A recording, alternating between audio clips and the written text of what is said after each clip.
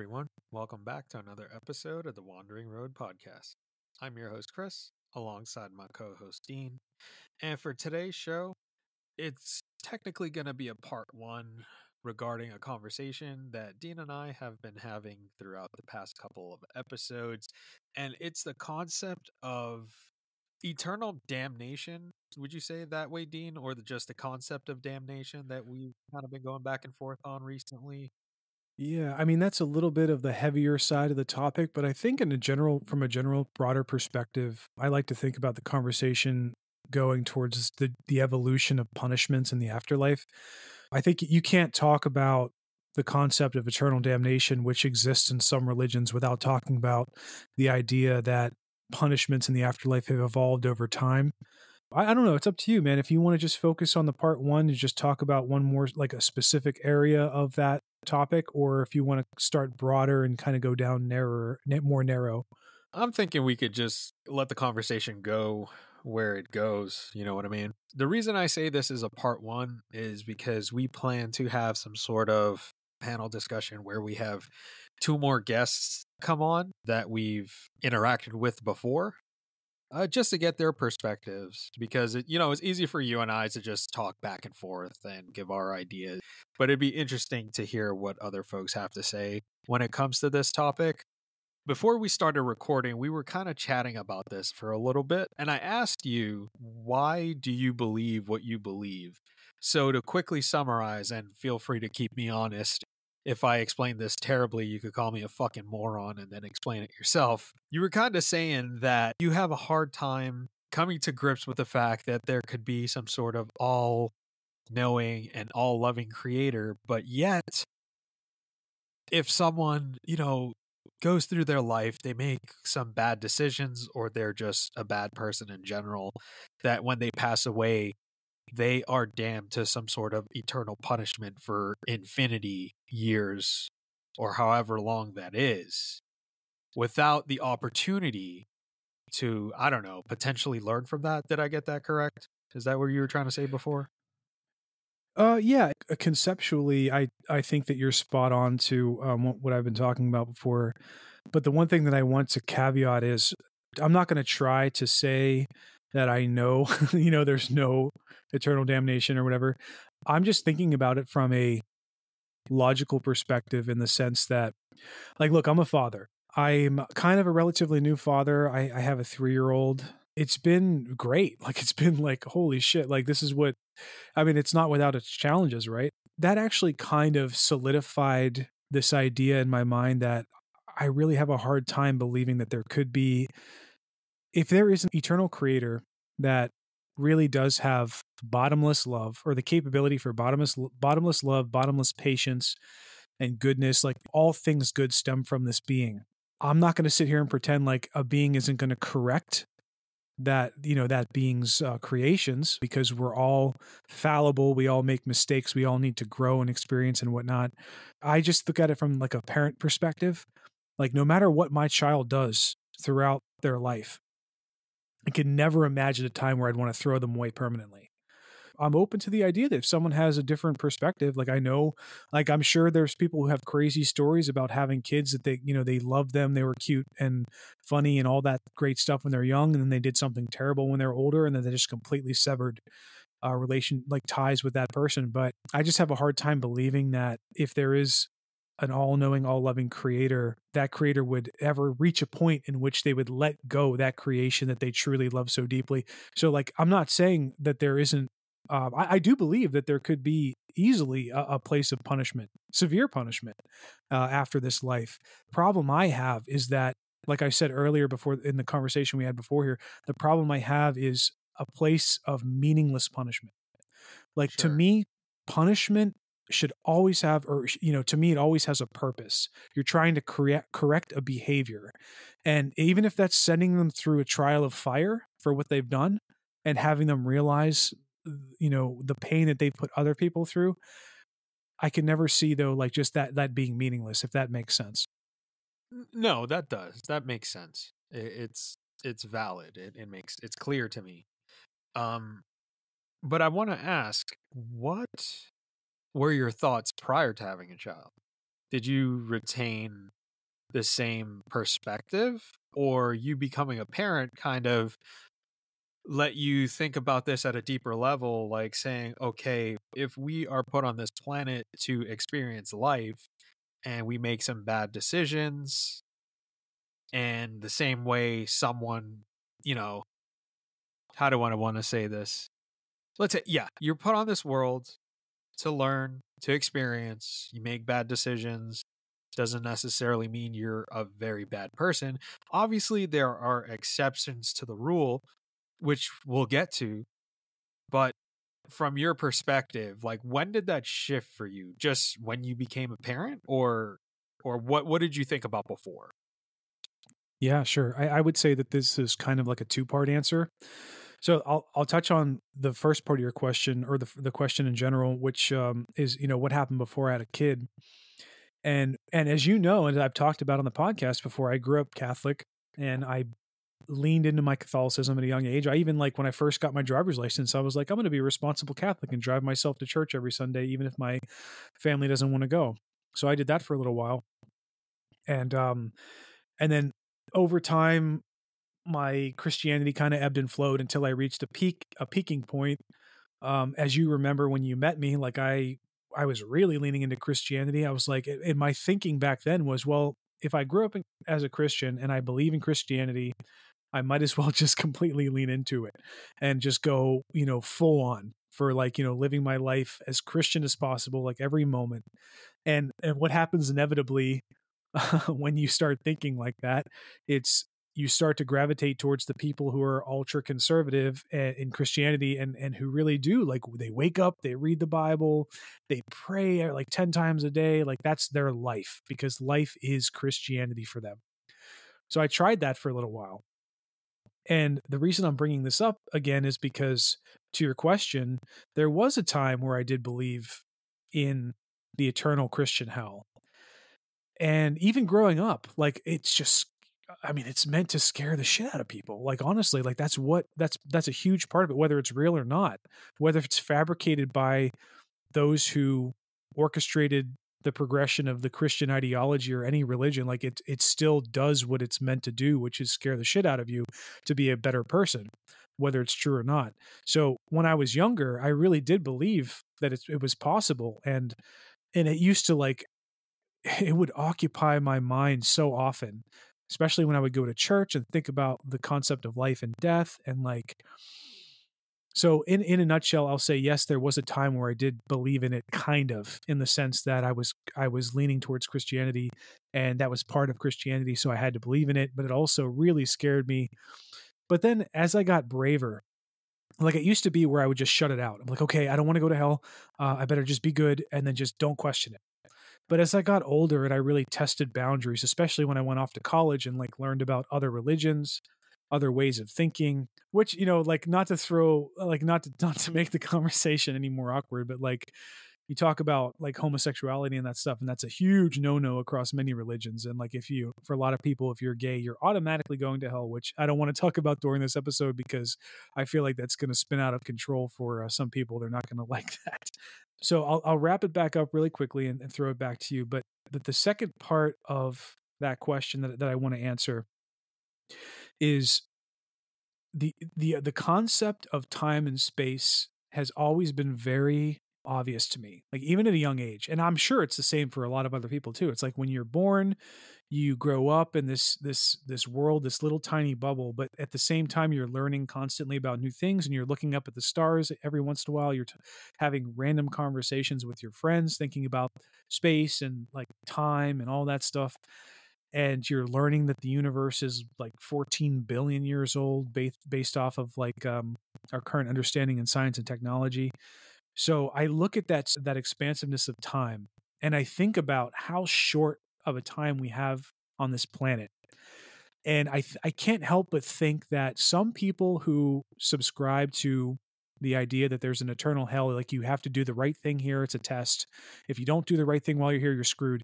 The problem I have with that is there are so many other experiences that we have here that are good in life, that don't revolve around good or bad.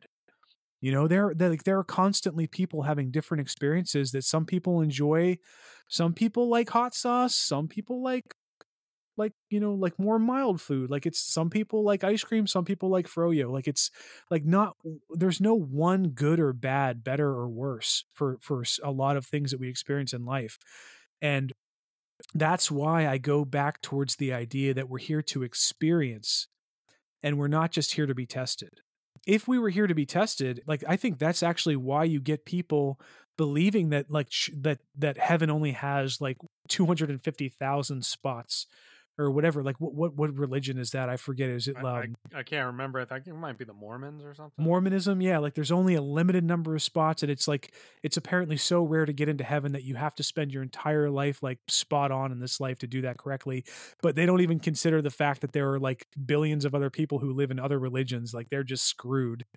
And we've talked about that too, like in other concepts like Islam, where they have ultra extreme terrorist based Islamism, but which I they don't mean believe. to cut you off. Okay, I wanted to go back to something that you said was the concept of a test. So some people view life as a test, whereas I can't say that I do. I kind of, to me, I view it as, how do I put it? It's not a test in the sense that, oh, you're going to be challenged with, temptation everywhere you go. Because I mean, like, there is temptation everywhere you go, and it doesn't have to be like the drastic extreme. It could be like, shit, I'm trying to cut down on soda, and I'm at a bar or something, or I'm at a party, and all they got to drink is fucking sodas, type of thing. The concept of life being a test, I can see how certain aspects of life is a test, but to me, it's all about like growing. And I would think the main test is, how do you grow as a person and maintain your morality and, for a lack of better terms, goodness with other people? Like we've said before, you grew up Catholic, you kind of stepped away from it. I grew up Catholic. For the longest time, I would say in my teen years, I was an atheist. I was really, really angry at organized religion. And I experienced what I experienced. And I was like, okay, if there's a dark side, there has to be something to fight it. So that's kind of how I found my way back. But I was never one of those people that I would say hung up on the concept of damnation and eternal damnation. Now, I do have a problem with the concept that someone could be an absolutely shitty person their entire fucking life, and then on their deathbed, they, oh yeah, like repent. I have a problem with. That Yeah. I have a problem with. Me I too. know JJ has mentioned to me when I talked to him about this offline, a story in the Bible where there was a king that I guess he was like dying or something of that sort. I apologize if I butcher this story because I can't recall it verbatim. And he was calling out to the names of different deities. And then eventually he called out to God. And God was like, okay, you called out to me, I'm going to help you. I'm going to accept you while you're dying. I may be butchering this, JJ. I'm sorry if I am. And Father Mike, if I get this wrong, please correct me. If you truly believe and you truly repent that you are forgiven, and then you can then ascend to heaven. But someone like Jeffrey Dahmer, dude, doing that? I don't know if Dahmer did that, but he like fucking ate people. Yeah. That's what I have a problem with. So when we come back to the concept of damnation, I'm like, if someone like Jeffrey Dahmer is burning in the proverbial quote unquote lake of fire, am I a bad person in not caring that like he would get a pitchfork up the ass? Or better yet, if you ever watched the movie Little Nicky, the devil shoves a pineapple up Hitler's ass at 4 o'clock on the dot every day for like the next 3,000 years. Not 420. No. Um, So like, that concept, I feel like I was a little bit all over the place with that, trying to get my thoughts collected. no, I get you. Yeah. You're not alone in someone thinking that, is there really a place that, someone should be damned to hell forever? I think it's kind of subjective based off of the person, if that makes sense. Someone like, I always use this example, someone like a Hitler or someone like a Genghis Khan, that is responsible for the deaths of millions and millions of people. Someone that's actively doing this for years upon years, and they know what they're doing. That's where I would say we differ, in the sense, like, I don't really care if someone like that suffers for eternity or if their soul's tortured for eternity, because I think they made the choices in their life to hurt millions and millions of people, if that makes sense. Oh yeah. I mean, like I know I totally I can see from your perspective very clearly. For me, I think the conversation has to go a little bit deeper, which may or may not be boring to people, but I have to go there because it's part of the conversation. In It what has to be sense? said Deeper in what sense? deeper in the sense that when you think about somebody's life, like Jeffrey Dahmer or Genghis Khan, you cannot I'm going to say it, you cannot inherently separate the conversation about their decision making from the progression of their life and where they started, but not just where they started. And I know we've talked about this before, but it's also their genetic predisposition and their cognitive capability. I mean, we have amazing advances in technology today that allow us to study the human brain. Like we've never had that before in human history. If that was around at a time when religion started forming and people started coming up with concepts of afterlife, I don't think that there would be an idea of an eternal hell for an individual, because two things: everybody starts off at different positions in life, and I know we've talked about this too. And you could bring up your example about how you grew up on the streets of New York City, and some of your friends made decisions to be gang members or drug dealers or do drugs or whatever, but you had that opportunity, but you didn't do that. But I would argue that at the same time, you or not argue, that's too rough of a word, but I would posit to you that you don't know exactly what that other person was going through. Physical abuse can be very powerful. Mental abuse can be very powerful. Even imagine a baby in the mother's womb who is exposed to hard drugs because they're in utero, or like they're being fed that through their mother's body, and then they come out being addicted to certain, and then they're just like that's where they're starting life. They're starting life malnourished. And maybe there are divine presences that come down and bless those, because we've heard miracle stories where those babies survive, they grow up to be okay. But what about all the times you don't hear that those, like I would say, I would guess that for every 3 babies that turn out okay in those situations, there's another 6 to 7 who don't have a good life. And they fall back into really bad habits because of the environment they grew up in. And also not just that, but also the time in which they were born. Like Genghis Khan, like he wasn't even exposed to like organized religion in the way that we are today. So like the decisions he made were all based off of that carnal desire. Like you look at primates, for example, primates who are like the closest beings that we can have an example to us. They go around in roving gangs all the time, and they like bite the faces off of other groups of primates in their territory.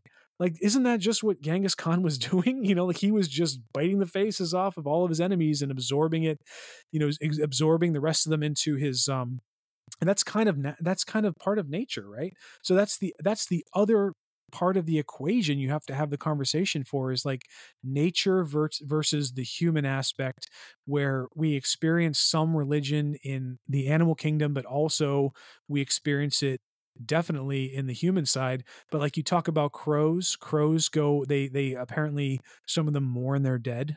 They appear to mourn their dead. They go hang out near the dead bodies of the crows that used to be part of their murder, their flock, and they stand over them for a day or two, and then they fly on. And it's just like there's some reverence going on there, like there's some dwelling and reflection. And it's so like when I think about that, that's what I mean by the broader, more complex part of the conversation that has to be had. And I cannot help but think about those in the context of, bringing it back to eternal damnation or whatever. I think that life, looking at those things, I'll say one more thing before I turn it back. Looking at those facts that I just brought up, and even more, there's even more to talk about, but just those facts alone, I can't help but think that life is part of a progressive evolution on the spiritual side, where we're ultimately all heading towards something, and we all have a part to play as cogs in a big machine. And I can't ever imagine an existence where anybody or anything would be left behind in that progression, if that makes sense. That was kind of deep, but that's just, I had to go there. What about the concept of not just Christianity having this concept of eternal damnation, but even Eastern religions have them? You talk about Buddhism, you talk about some ancient religions like Greek mythology, like the ancient Greek pantheon. Those beliefs, they have a place for that, like in Tartarus. I mean, like the ancient Egyptians had a place called Duat, which was the realm of the dead, and the souls of the dead are judged there, and the ones deemed unworthy face various forms of punishment, and the righteous proceed to like a blessed afterlife. For the ancient Egyptians, they believed they would take your heart and weigh it against a feather, and if it weighed heavier than that feather, you're kind of screwed. Yeah. And the question I would have about that is, what would constitute someone having a bad heart? You know what I mean? That's one question that would come to mind. But then you have Zoroastrianism. I may be pronouncing this incorrectly. The Drudge Damana, the abode of deceit, where evil souls are punished. It is often contrasted with the House of Song, where the righteous souls reside. Even in those ancient religions, and you talk about Hinduism, where they have a place called Naraka, which is a temporary place of punishment. Temporary. So here, with the Hindus, the souls atone for their sins before they get sent back. And with the Hindus, there are different types of hells, each designated for a specific type of sin. So when you hear something like that, because I know you're interested in religion and specifically like the Eastern religions and beliefs throughout Asia, what are your thoughts with a concept like that? Because I know you said before that you had the trouble grasping punishment forever, but it seems like with some religions, it's like, okay, you get punished for a little bit until like you learn your lesson, and it's like, go do it again. What are your thoughts on that? Yeah, and just to reiterate one more time to the listener, I can never advocate that the worst people should ever avoid some kind of corrective punishment. But I always I like being an asshole and giving you extreme examples. I know, because those people are few and far in between. Oh, sure. Yeah. I would say. Or maybe they're not. Maybe some of them get away in this life for it that we just don't know about. I think about that all the time, man. Think How about many all serial of killers are out there. Yeah, like who never got caught, or drug dealers, like people who run massive drug operations that ruin people's lives. But then you think about, I always inevitably go back to cause and effect. I've had this conversation with myself a million times, and I will get to your question, but I just have to bring this up real quick, which might throw a cog or a wrench into the conversation. I'm not sure, but when you talk about, like, say, Christianity specifically, you have the concept of the devil, right? And the devil, Satan or whatever, is the ultimate transgressor. He's like the first transgressor against God. And he started all this bullshit of, tricking Adam and Eve into, tasting the forbidden fruit and good knowledge of good and evil, et cetera, et cetera. But you think about it. Every single action plays into a reaction of somebody else in their life, right? So you could probably at least make a little bit of an argument that in anybody's decision to do something quote unquote evil, there's a little bit of something that's out of their control there. There's a little bit of like an evolutionary progress. For instance, the drug dealer example. Let's say you have Joe Q Columbia or whatever, who's like growing a massive operation down in South America, and he's producing 1 million tons of some hard drug per year, and he's shipping it out all over the world. People are buying it, using it, and becoming more addicted, doing terrible things under the influence of it, or dying or whatever. But think about that for a second. The person who takes those drugs has to make the decision to take the drugs, which you have to throw into the conversation the example I had earlier, which maybe they were exposed to drugs at a young age. And we all know that people are impressionable at a young age. So how much pressure do you put on a child to make a decision to start doing that? It seems like children are less in a position to make right or wrong choices when they're younger. Yet we know that there statistically has to be some amount of children out there who decide to do drugs and alcohol at a young age. And then that decision progresses into harder drugs, right? But then not to get off topic too much, but think back from what I was saying earlier, where the Colombian drug lord made the decision, or is making the decision, to send out those drugs. But then you also have a person making the decision to take those drugs. In the same way, when the devil came on the scene in Christianity, he's like the drug lord. He's sending out the drugs. Could have not done that. Like it's not completely on the people who make the decision to take the drug.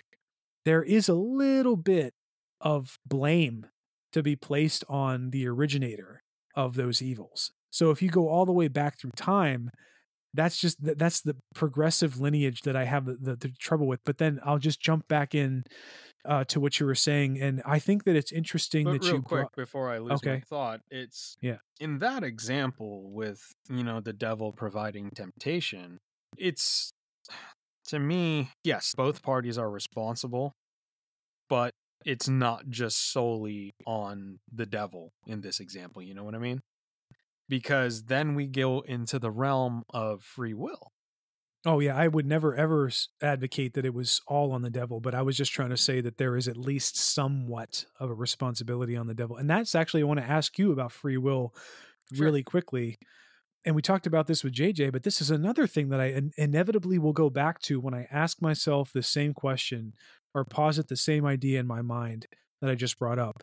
And is, does the devil have free will? Because if the devil has free will at any point in the devil's life after deciding to take the fall from God, then why would you not get a group of Christians praying towards the devil to be like, give up, put down your arms, man? Maybe that is the end of religion, where like the evil just decides like, hey, I used to be good.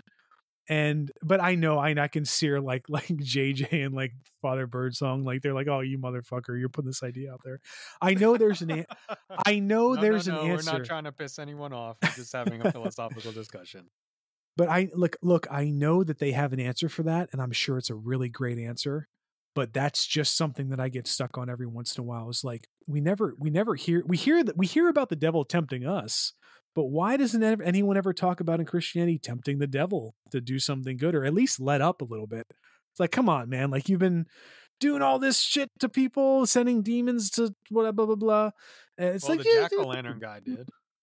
Oh, yeah. Well, he made the Faustian bargain. Or no, he tricked the devil, right? Yeah. To get in his pocket and become a coin, and he stayed in his pocket or whatever.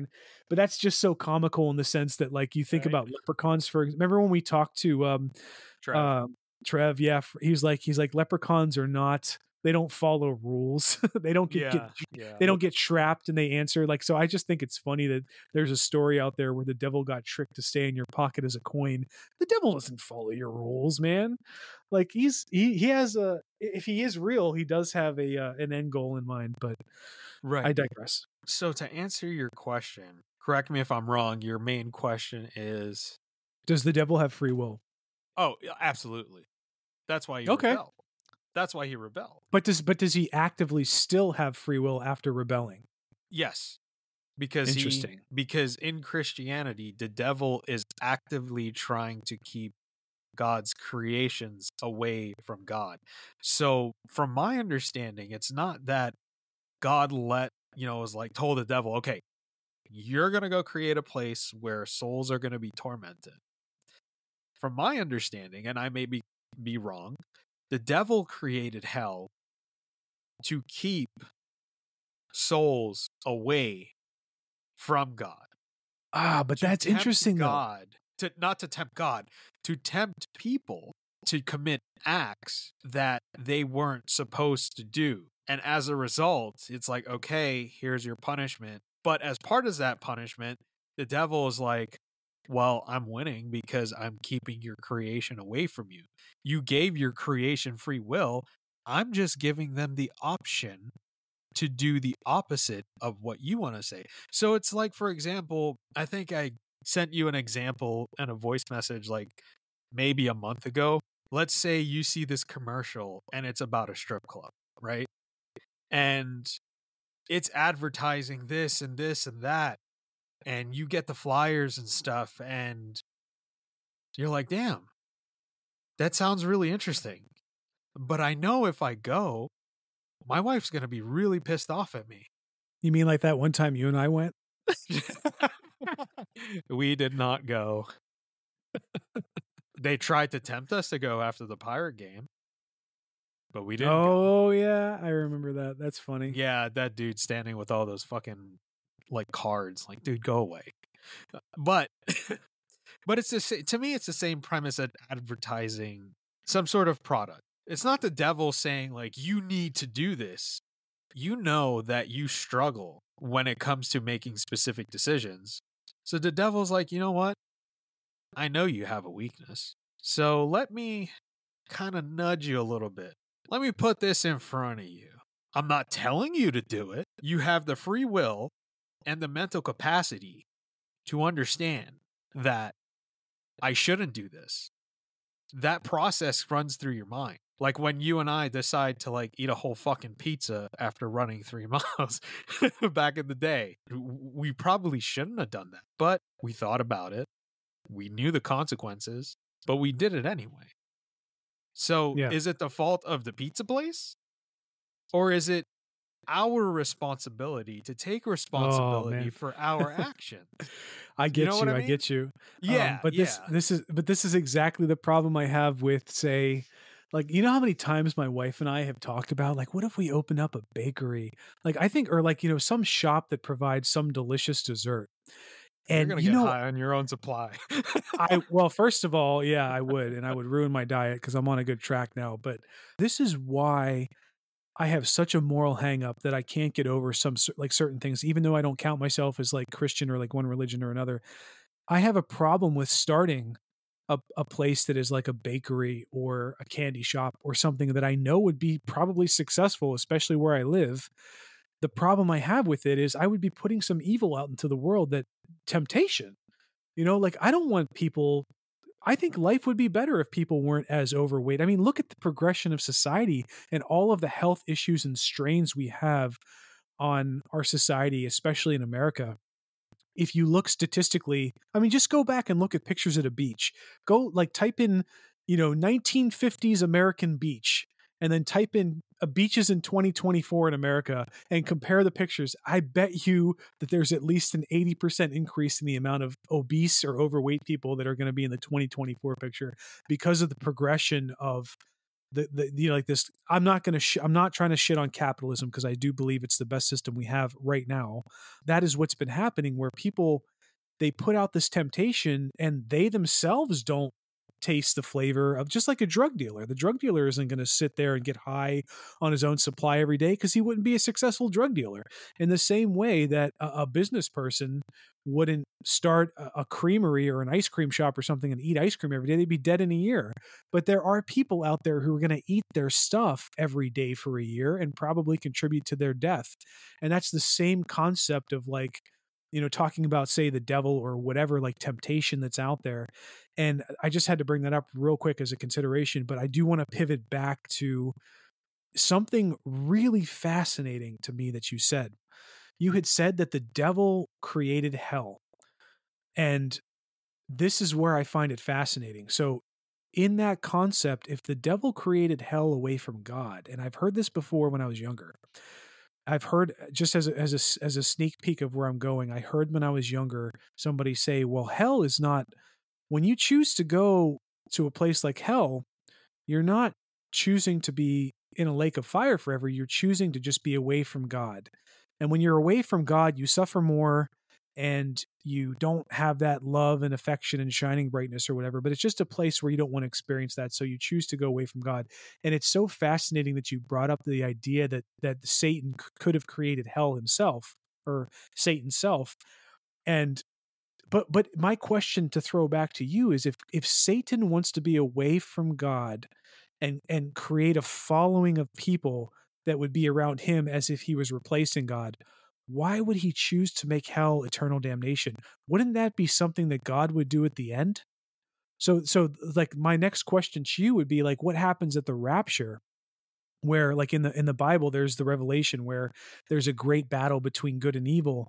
So would you say that as of right now in this time sphere that we experience, hell is a place where like everyone's just like being like living their debaucherous life, like they're doing the things that they want to do, and they're part of like Satan's army, and then whenever inevitably they go up against God and they lose, then they get damned by God to a place that's worse, like that's like, you know, fire and brimstone? But like that's my question is, if Satan would create hell, why would he want to punish his followers? Wouldn't that be God's job? If that makes sense. I think the punishment comes from the fact that God allows people's souls to go there, to be away from him. And Yeah. it's already in the story, in the rebellion of Lucifer, he outright hates humanity. So if he can create a place where, one, he is tempting them in life to do wrong, he's not forcing them to do wrong, he's tempting them, he's giving them options. And if they choose the wrong options and they get damned to hell, one, you're being kept away from God, and two, demons who are the fallen angels, and Lucifer himself is a fallen angel in Christianity and Catholicism, he'll be like, well, we fucking hate you, so now we got you to our fucking selves, and you're gonna And we're going to fucking torture suffer. you. You're Okay. gonna fucking suffer. See, 'cause that makes you sense. took our spot. Yeah. Because the Right. whole rebellion started because God created Adam and was like, this is my greatest creation. And Lucifer was like, what the heck? I was like your right hand. I'm stronger than him. Us angels are stronger than him. We're smarter than him. Why should we bow down to him? And then that's when the hatred starts. So the whole concept of it is based off of hatred for humanity. Because kind of like, put it this way, picture them as like the first child, and then the second child comes around, and then the parents are like, this is the greatest kid ever. And the first child is like, well, what the fuck? I'm kind of here. And then that resentment builds up. It's probably a terrible example, but that's the easiest one I could think of as to why that type of concept would exist within Christianity. And that's why the devil would torture people, because he hates them.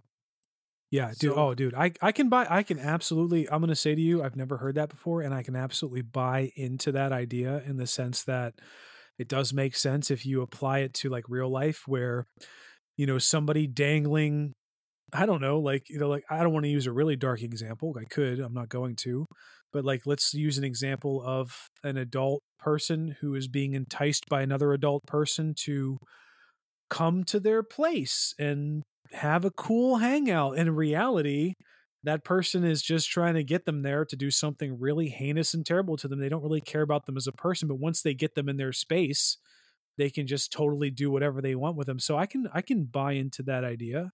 I can buy into that concept. That's interesting. like Issei Sagawa, when he brought that girl over, he fucking like he had an intent. Yeah.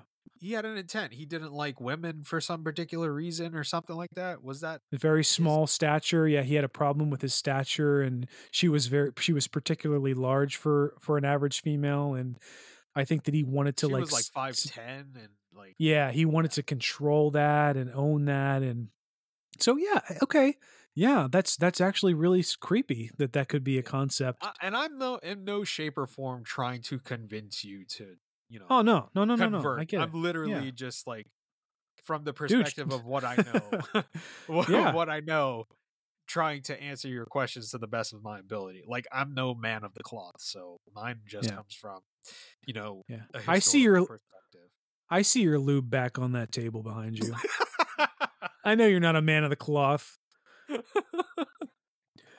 I think the last thing that I would love to pivot back to as part of the conversation is this idea that there are some religions that actually are advocating for concepts that I've already postured myself to believe in. And just as a reminder to the viewers, I'm not going to pretend that I know what happens after we die. It could be nothing. It could be the worst possible scenario where everybody goes to hell. Who knows? In the best case Shortly after scenario, the show, we're gonna we're gonna put him under, and he's gonna respawn. Just yeah, kidding. Don't. That doesn't really happen. You dude, can't that's a theory. respawn. That You that's can't. It's not listen. Call of Duty. There's actually a theory out there, real quick, that that there are so many multiverses that in every single one of them we're constantly dying, like second by second. But there is inevitably going to be a universe where we just keep living, like we just keep avoiding death, like one more day or like one more second, which doesn't really make sense to me because like things break down over time and you're never going to live to be 1,000 without some kind of like intervention. Anyway, uh, just to go back really quickly to Buddhism and Hinduism, which are the two primary like huge religions that do have a concept where any kind of punishment in the afterlife is temporary. And I'm so interested in this because it's actually really on par with what I'm starting to believe is the true nature of reality, where you have a progressive nature, just like I mean, if you want to understand the afterlife, I think you have to look at what our current life looks like. And I know you've given some great examples that fit into the narrative of like Christianity and permanent hell and stuff like that.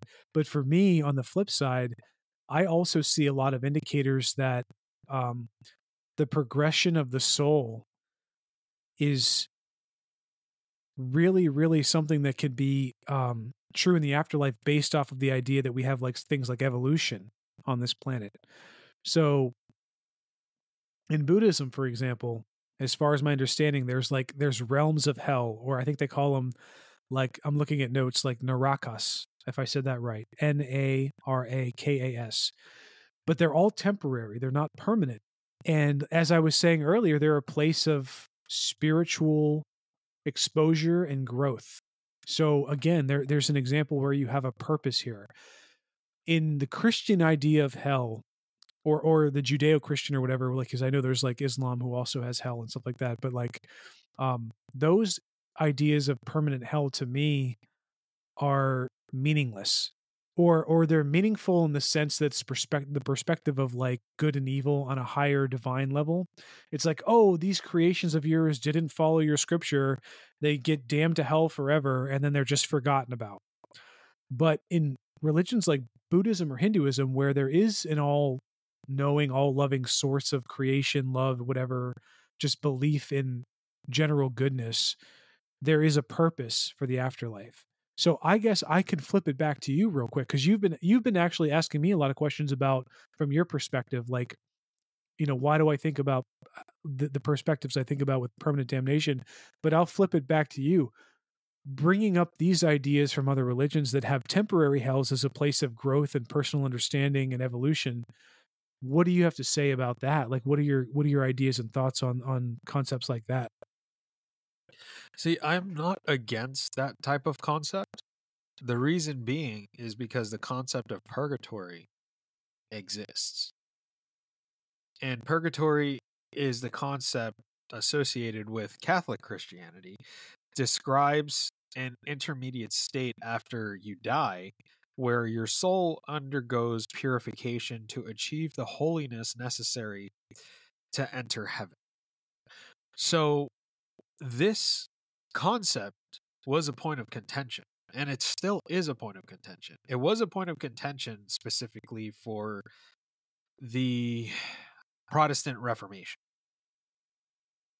And even in modern times, the concept of purgatory is less emphasized in the Catholic Church, but it's still technically part of the official doctrine. So the concept of someone, it's not necessarily learning a lesson when it comes to purgatory. It's, let's say, the average person, let's say, Dean, you have some sort of addiction, right? And Yeah, let's you're not, just say that I quote unquote have an addiction. yeah. Or let's say we both have an addiction. As I drink It beer. doesn't have to be like, it doesn't have to be hard drugs. It could be something that's detrimental to us. And, we kind of let it control our lives to a certain extent. But we're not necessarily bad people. We still do the same good things that we do. We still help people out. We're still a good person. We're still charitable. But we have this one flaw in which we're addicted to X item or X substance. SEX. Okay. I mean, that is an addiction for some people. So the Every concept male. of the concept of purgatory would be that, okay, look, man, you get to the pearly gates. Peter's there, right? He's like, look, Dean, I know you're a good dude, but you had a little problem with this. We're going to send you here for a little bit. Understand, cleanse yourself as to why that was wrong. And once you're done with that, we'll let you back in. And I view it in the same vein with Buddhism and Hinduism. And instead of just eternal, like, bliss or being in heaven forever, you get to reincarnate and you get another try. So both concepts, I don't necessarily have, it doesn't, like, I don't find an issue with that type of concept because throughout our entire lives, it's about learning. So why would learning have to stop in the afterlife, And you're probably Yeah, thinking, like, where the exactly. fuck was this when we were talking about, other topics? But I mean, I say it in this fashion because I'm taking off my Catholic hat and I'm putting back on my hat of an academic and Sure. Yeah. viewing Yeah. this in the perspective that I would if I was in a graduate seminar for theology. Yeah. And we're not, just by the way, we're not trying to say that if you're not academic, you're a dumb religious person. Oh, no, absolutely not. No, I know. What I'm trying to emphasize is that you're absolutely right, where I can't sit here and pretend like I'm going to say like I'm stuck on the idea, because I keep saying that, but I'm not really stuck on it in the sense that I'm trying to be a believer in one religion or another. What I'm really trying to say is what you just said, which is there are so many questions that, let's be honest. When I was, let's say, 15 years younger than I am now, I didn't have these complex, complicated thoughts to this degree. Where did these complex, complicated thoughts come from? They came from dwelling on them, reflecting on them, but also a lot of it came from learning different perspectives about different religions, and not even just religion, but just like life in general, just going through experiences and trying to fit it from a broader narrative or a broader perspective into a more condensed concept. And when you go back in time, you realize that most of humanity didn't have that luxury. Even to this day, like, there are so many people who don't have that luxury. And so that's why, I don't know if you want to wrap it up here or not. We can probably go on for another hour, but for the sake of time, I'll say the last big concept that I want to talk about briefly is, this is why I have such a problem with the idea that there's one person to one soul, and that one person's decisions affects that one soul in the afterlife forever.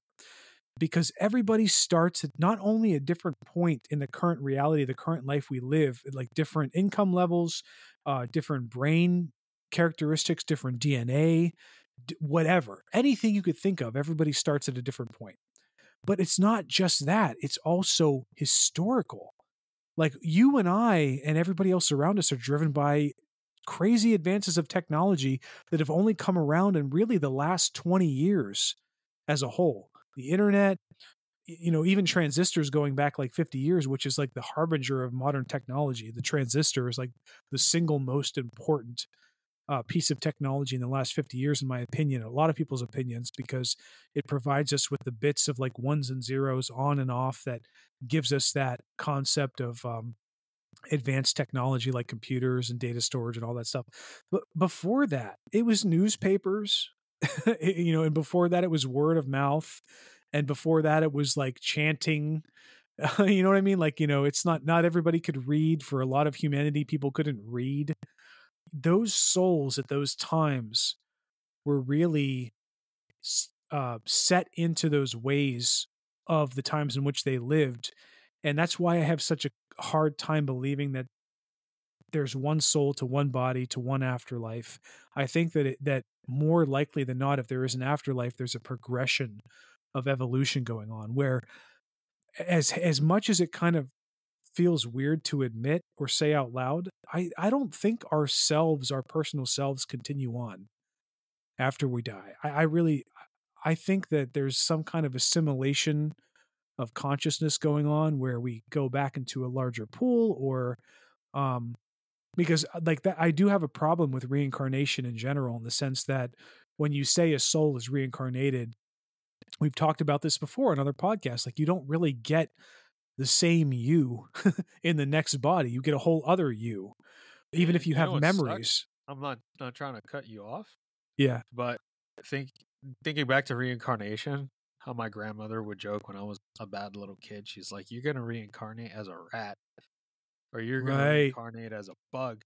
So Yeah. with that concept, speaking with Hinduism by itself, it's like you're not guaranteed to reincarnate as a human. Oh yeah. Yeah. Actually, I think a lot. I think a lot of Buddhists say that. Correct me if I'm wrong, if you're listening, if you know more about this than I do, but I think a lot of Buddhists believe that humans are actually, if you're a human, you're actually very unlikely to be reborn as a human.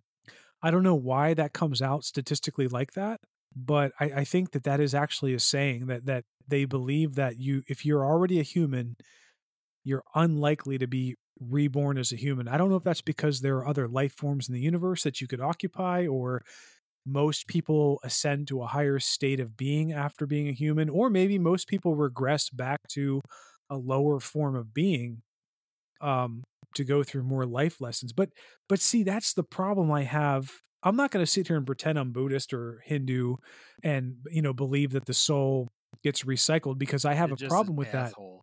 I am an asshole. I think that we're just like, see, this is the thing, man. Like, would you rather live in an existence where you could possibly be damned forever? Or would you rather live in an existence where you just go away? You just live this life to your fullest. You enjoy what you've got, and then you're just gone, and somebody else takes the place of you, and they get to enjoy their life. Like, But I the mean, latter sounds better to me. The concept of being damned forever, I think it's been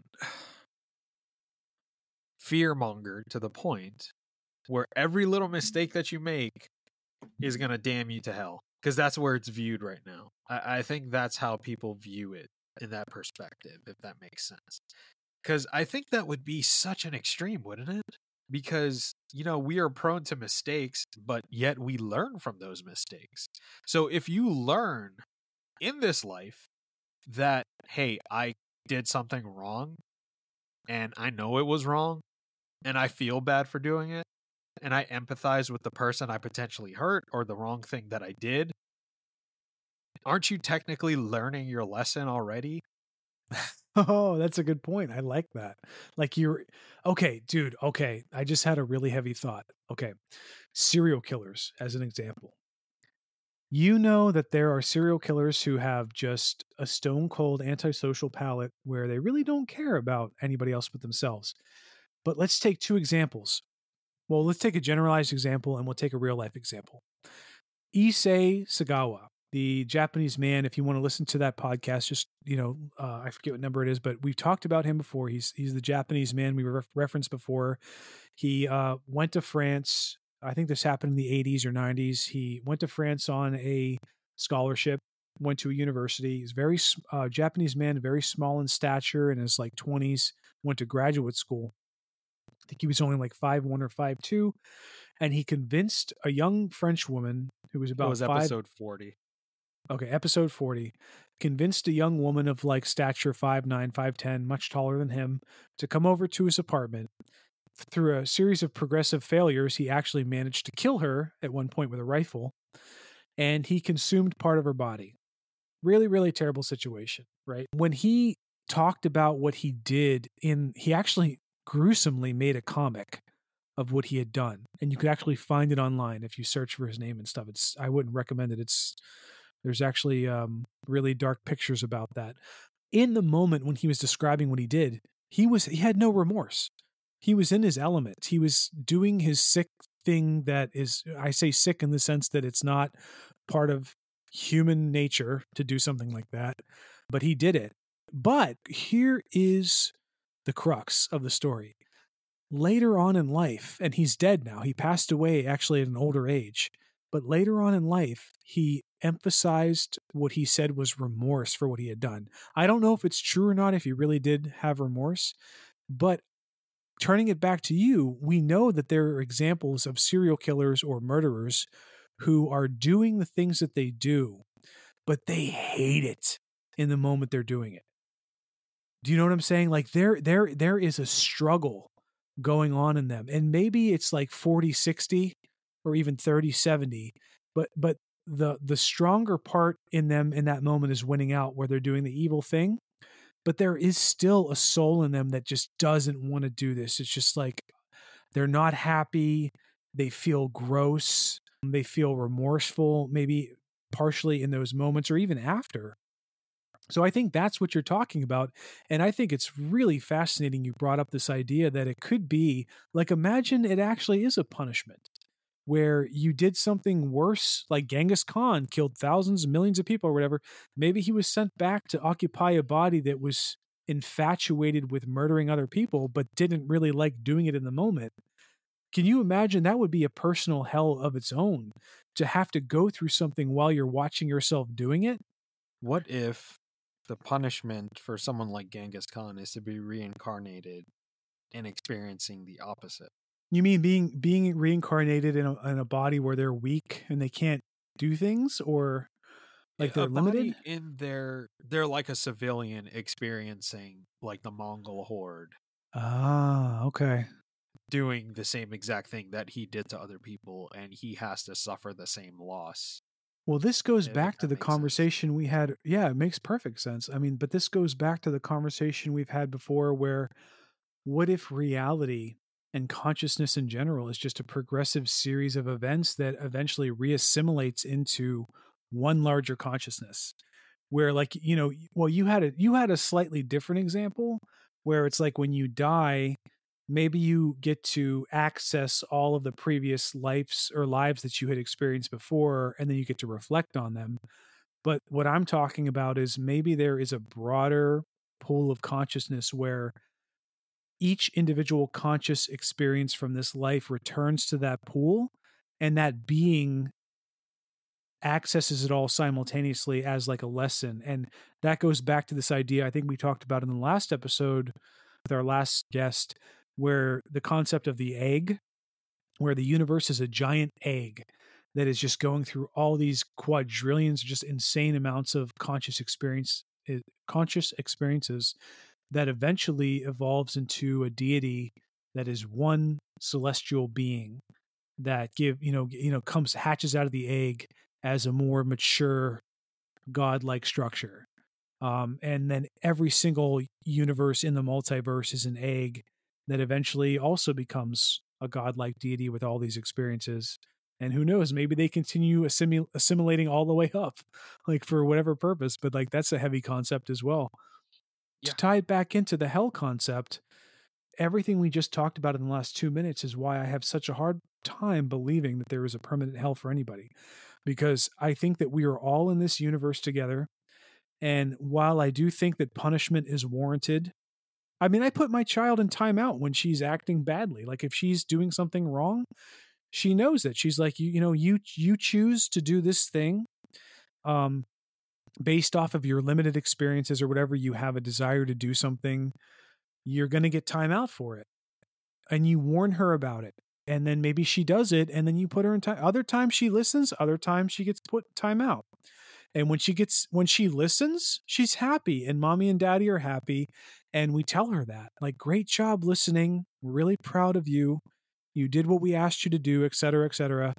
But then there's other times where the same child acts out, does something against what your wishes are or what you're trying to get them to learn, and then they have to pay for it by going to timeout. But it's not, when I send my daughter to timeout, I don't put her there because I hate her in that moment or I want her to suffer, like, oh, you made me suffer, so I'm going to make you suffer. No, I'm putting her in time. I might get frustrated, but I'm putting her in timeout because I'm trying to correct her behavior and get her to see that if she wants to be a part of this amazing life that is growing and having happy experiences and all that stuff, she has to learn to do things for herself or follow certain patterns to have a better life. I want her to have the best life possible. So in order to do that, I've got to correct her behavior sometimes. And that's where I inevitably go back to this idea of permanent heaven, even permanent hell, or even permanent heaven, where whatever experiences you're having, they're experiences for a purpose. I don't think I could ever subscribe to, unless I met a deity that said, there's a permanent hell and that's just how things are. I'm like, oh shit, okay, sorry. I really still hope that that's not the case, but if that's the case, it's the case. But as of right now in this reality, based off of what I've experienced and examples I've given, I just have such a hard time believing that there's a permanent hell for anybody. Even if it's like 1,000,000 years in fire, the 1,000,001th year after that 1,000,000 years, like, there has to be some learning. Like, punishment is not purposeless, it's purposeful. No, I think that makes sense. I mean, especially when you look at it from the concept of a parent and child, and I've always said I view the relationship between God and, humans as a parent-child relationship. But there's always the variable of the devil hating humanity and creating a Sure. place, Yeah. Right. and, I guess at times manifesting himself through different methods to tempt us to, do bad things, to eventually end up in his domain so he can keep us away. But Can I I ask you one completely more question? understand. Oh, sorry, Yeah, man. sure, go ahead. I got one more question for you based off of that. So, when you tie that concept you just brought up as a Catholic, when you tie that back into other religions that don't have a devil, that don't have um, God versus the devil or good versus evil in the sense of like one deity versus another, or like the all true being deity versus a lesser deity, but it's very powerful, like Buddhism or Hinduism, even like Hinduism is a polytheistic religion with a lot of different deities. So yeah, like, so in religions like that, you've got deities that are higher on the scale, lower on the scale, but the concept of like, let's like you, so you actually believe in the devil, you believe in Christianity, which is fine. But when you take that concept and you apply it to the idea, which sounds like you're already familiar with, where there are other religions that don't have that doesn't have room for the devil because there is no good versus evil as black and white as that. It's a spectrum. So if there is a devil to you, how do other religions and free will and afterlives, like even Buddhism, how does that play into the devil's plan? Is are other religions like Buddhism that don't have room for a black and white good versus evil? Is that part of the devil's plan to trick people? Or is that just a misleading of by human nature? Like, there must be an answer to that if you believe in an eternal hell that's driven by the devil. So how do you fit into your world perspective, your religious perspective of Christianity and Catholicism, and have that simultaneously with the idea that there are other religions who have completely conflicting or different views altogether, if that makes sense? Yeah, that makes sense. How do I reconcile my beliefs with that? Um, okay, Probably I'll a be hospital honest. pass. No, Hospital no, no, pass. no. No, I wouldn't say a hospital pass. The way that I reconcile it is that I know this is probably unpopular with other people, but given my background and my upbringing, I grew up in a household where my mom is Catholic, my grandparents were Hindu. I have family members that are Muslim. I have family members that are Jewish. I don't think I have any Buddhists in my family, but I do have friends that are Buddhist. I think as long as you strive to be a good person, I think that's probably the important thing. Because there is a line from one of my favorite movies in Kingdom of Heaven. At the end of the movie, I think this is during Jerusalem's under siege by Salahuddin and his forces. And I think it's after the first day of battle. Obviously, there are dead bodies of soldiers within the city, and they have no way of disposing them properly. And if they just let them lay out, they're going to start decomposing, and then you're going to have disease and stuff due to the nature of hygiene in the medieval world, especially in a siege. Balian of Ibelin, Orlando Bloom's character, decides to lay them out in a mass-like grave, and they're going to cremate them. And I guess either the bishop or one of the priests was like, this is sacrilegious. You can't burn bodies, yada, yada, yada. This is against God's will. And then Balian insists that, we got to burn the dead bodies for sanitary reasons. And he says, if God does not understand, then he is not God, and we have nothing to fear.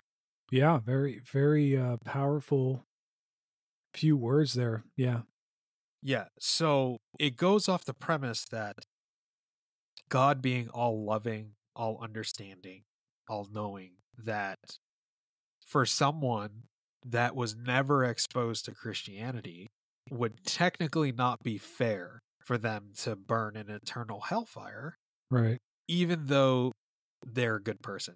For example, let's use the first Buddhist monk after the Buddha. Let's go like 100 years after the Buddha, because Christianity wasn't around then.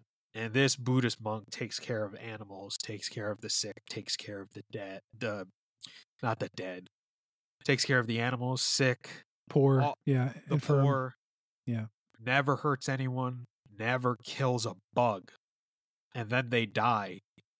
Shouldn't there be some sort of leeway for a person like that? Yeah. I see what you're saying. Yeah, Um, but I'll end it on this. I personally think that there should be a distinction. It shouldn't just be objective that you do something wrong, you're immediately banished to hell. I think if you knowingly murder people, you were someone that was a mass murderer or a serial killer, maybe you should experience damnation for a very long time so you feel what others felt. But if you're a type of person that you, due to whatever shitty part of your life, you fell into some sort of vice, you try to get out of it, you fall into it again, and then it maybe led to your demise or something like that. The concept of a purgatory, or learning your lesson so you can ascend to heaven, should be an option. yeah, I think that's a great sentiment. I think we're all in all of our conversations, we're much further along than the much more conservative traditional perspective from across multiple religions, where like I'm not going to budge just because I heard this one concept and I'm afraid of it. Subconsciously, I'm going to believe it. So I think it's really evolved and great that we can have these conversations and be open and honest about them. And I tend to agree with you. Like I do really think that there is a benefit to having significant, serious challenges in life, and maybe even in the afterlife, that involve punishment in some form or fashion. But I think that a more evolved consciousness or being, even as a human, would come to the concept that any punishment comes in the form of corrective behavior. It's never just for the sake of eye for an eye.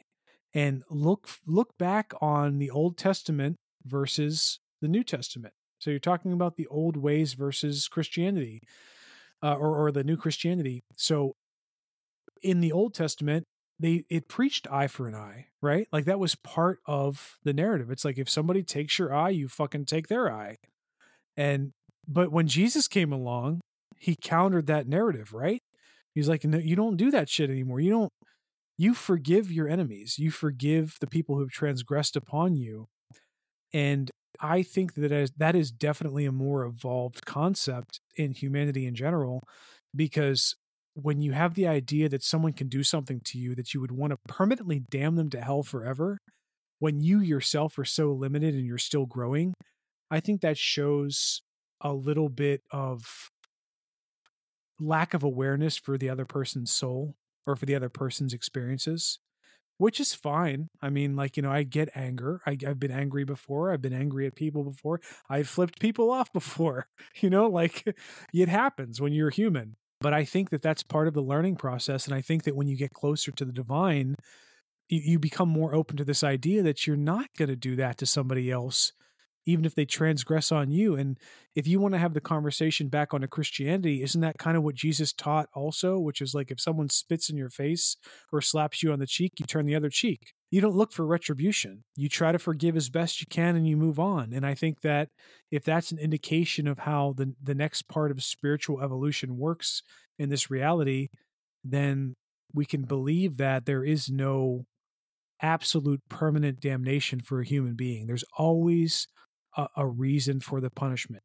Even if, like we said, even if it takes 1,000,000 years for you to go through a lake of fire, that first year after 1,000,000 years, like you are going to come out as a better soul or a cleaner soul or whatever. We didn't touch on it, but like the idea of Hercules going through the pyre, cleansing his flesh and rising up to Olympus or whatever. It's the same kind of idea. So I know we are going to have more. I don't want to take the last thought, but we're going to have more conversation on this because it's such a great conversation. And I can't wait to have a panel on this. And I'm really looking forward to it. As am I. And again, folks, it's just two dudes having a discussion. Yeah. Not trying to say you should think one way. opinions. Yeah. No one way or the other. We're under no circumstance telling you how to think. We're just doing this to have an entertaining discussion. And if you stuck with us thus far, we greatly appreciate it. And Thank we you. hope you enjoyed today's episode. Thank you for tuning into today's episode of The Wandering Road. If you enjoyed today's episode, please give us a rating on Apple, Google, Spotify, or wherever you listen to your podcasts. And please share the show with your friends, as that would help us grow immensely. Also be sure to follow us on social media. You can find us on TikTok at twroadpodcast, our Instagram at twroadpodcast, and our Facebook by searching for The Wandering Road Podcast. If you'd like to get a hold of us, you can reach us at our email address, twroadpodcast@gmail.com. We would love to hear from you. We would love to have you on the show as a guest so you can share your stories, or you could submit email submissions of your stories that we could dedicate an episode to. Thanks, and we'll catch you on the next one.